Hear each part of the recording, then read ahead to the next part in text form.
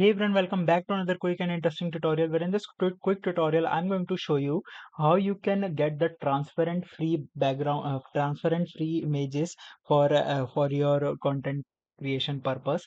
So to do that, just simply go to any of the browser and hit clean PNG.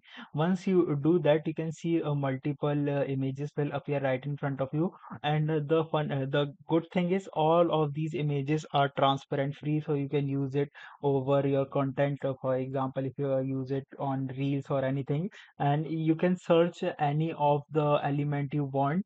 For example, if I search man, and you can see various images will right in front of me appeared. You can describe the image you want, and you can get it all the images for free without background.